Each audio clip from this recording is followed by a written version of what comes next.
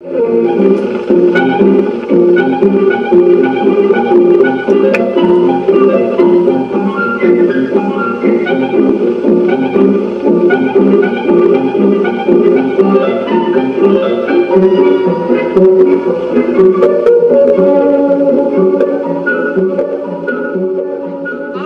this is Rowan. Rowan? Who is a expert on Native American grasses. Could you please tell us the types of natural grains and grasses that grow around here on Brushwood? Well, there's many grasses that go around brushwood. The most common type of grass that grows around brushwood is something called orchard grass, which is a Native American seed grass that was used by Native Americans in breads, which is this grass right here. Yes, this golden grain. Feels very nice. A second common grass, which is an imported grass, is this. English. Okay. English grass. Orchard grass. Orchard grass, which is also was used after it came in about 400 years ago. It, like wildfire, displaced a lot of the natural grasses.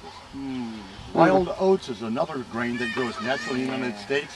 Yes. That was used for bread. Wild oats, everybody.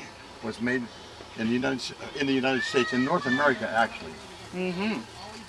This is a grass called yellow dock. Yellow dock. Yellow dock is used in medicinal purposes. It's not eaten. It's used for gout. It's used for made into salves for sores. And this is... Oh, excuse me, is this related to burdock? Yes. Oh, is it the same burdock thing? is a cousin. Oh.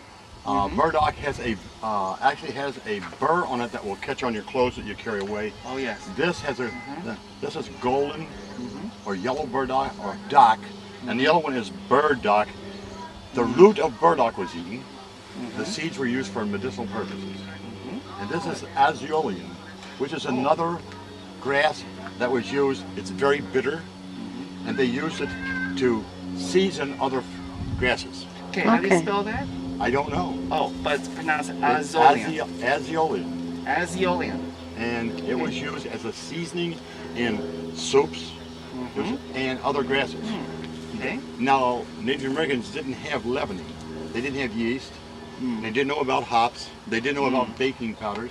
So most of their breads were flat. This was ground into a very fine meal, mixed with water and sometimes wisey, fat from the animal, and baked on a hot rock into a patty, which they ate. It was usually crunchy. I like to try it sometime. And they made stew from most of the animals, which is another thing that's very hard. One of the questions I ask people all the time is, how do you make stew without a metal pot? I think I know. I learned this a while ago. They would put water into a leather bag and then put in hot rocks. Absolutely. But actually it wasn't a leather bag. Okay. It was a buffalo's bladder. Wow. That was cleaned. It holds 6 to 12 gallons of fluid. And they would clean it out. Because no part of the animal was ever wasted. That was one tough bladder. Yes. And they would put rocks until the water was hot, and they would cook the food. And they would turn it wrong side out and wash it and use it again. And when they finally got through with it, they'd eat it.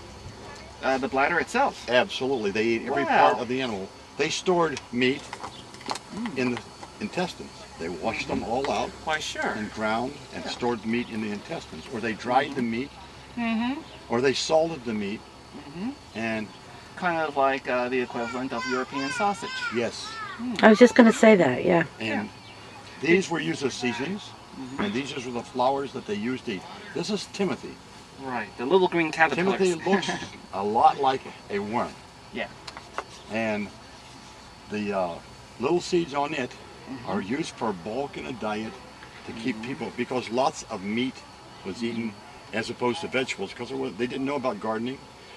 They only ate wild roots like burdock and Queen Anne's lace.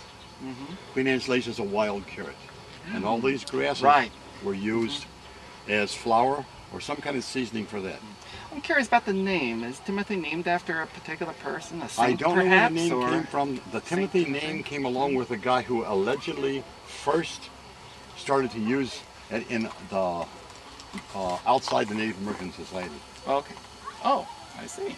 All right. I mean, North Americans, when Europeans came here, these grasses had to be taught to them.